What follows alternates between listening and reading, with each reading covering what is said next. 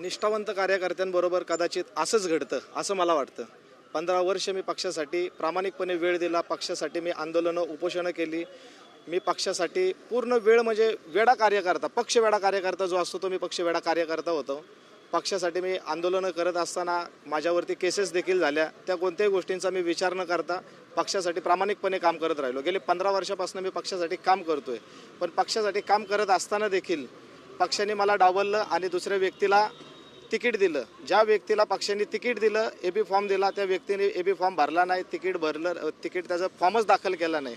आणि ते दाखल न केल्यामुळं एका प्रकारे पक्ष हा आपोआप अनुसूचित जाती प्रभाग क्रमांक 36 आपोआप पक्ष हा निवडणूक प्रक्रियेच्या ह्याच्यातनं बाद झाला. आणि निवडणूक प्रक्रियेमधनं ज्यावेळेस पक्ष बाद झाला त्यावेळेस माझ्यासारख्या कार्यकर्त्याला एवढं दुःख झालं. मी पक्ष अध्यक्षांना फोन केला, माझ्या शहराचे जे अध्यक्ष आहेत त्यांना फोन करून विचारणा केली. म्हटलं भाऊ, ज्यांना तुम्ही फॉर्म दिला त्या व्यक्तीने फॉर्म देखील भरला नाही, तर असा तुम्ही अन्याय का केला?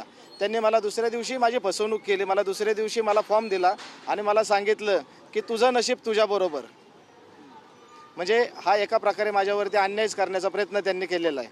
म्हणजे माझ्यासारख्या निष्ठावंत कार्यकर्त्यांनी काय करायचं? मी 15 वर्ष पक्षासाठी प्रामाणिकपणे काम केले, अनेक आंदोलनं केली, उपोषणं केली. पक्षासाठी मी म्हणजे तानाजी सावंत ज्यावेळेस पक्षातनं बाहेर गेले त्यावेळेस त्यांचं ऑफिस पण फोडलं होतं. मी पक्षासाठी किरीट सोमय्या यांच्या गाडीवरती मी हल्ला पण करण्याचा प्रयत्न केला होता. कारण की ते उद्धव साहेबांना निवडणुकीमध्ये म्हणजे व्यवस्थित काम करून देत नव्हते सत्तेमध्ये असताना, त्याच्यामुळे. आणि मी पक्षवेडा म्हणजे पूर्णपणे पक्षवेडा कार्यकर्ता आहे. तुम्ही माघार घेतली.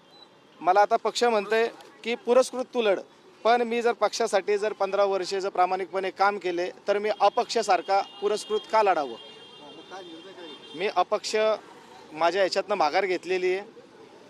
आता पुढचा निर्णय मी पक्षामध्ये राहील नाही मला माहिती नाही आहे, पण एवढं तर कळालं की गरीब कार्यकर्त्यांना पक्षांमध्ये न्याय मिळण्याचं फार कठीण आहे. म्हणून